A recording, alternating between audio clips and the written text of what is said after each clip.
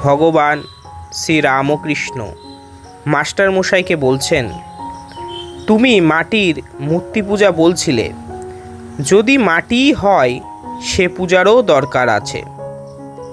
নানা রকম পূজা ঈশ্বরই আয়োজন করেছেন, যার জগৎ তিনিই সব করেছেন অধিকারী ভেদে। যার পেটে যা সয় সেইরূপ খাবারের বন্দোবস্ত করেছেন।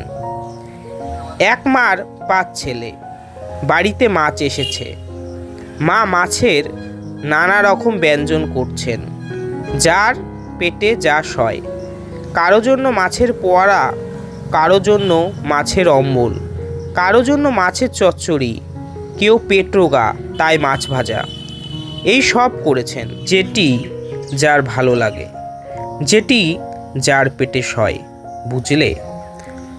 অর্থাৎ ভগবান শ্রীরামকৃষ্ণ বলছেন, ঈশ্বরই নানাভাবে নিজে কিভাবে ভক্তদের থেকে পুজো নেবেন, উপাসনা নেবেন, তাই তিনি সেভাবেই এই পূজা উপাসনা সৃষ্টি করেছেন।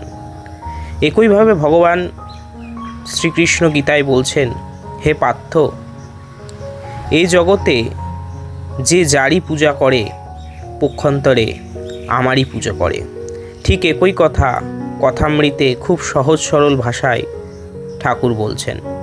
ঠাকুর বলছেন, মা জানেন কার পেটে কী সয়, অর্থাৎ ভগবান জানেন তার কোন সন্তান কিভাবে তাকে ডাকতে পারে, কিভাবে সহজ সরলভাবে কোন সন্তান তাকে ডাকতে পারে, কিসে তার সুবিধা হয়।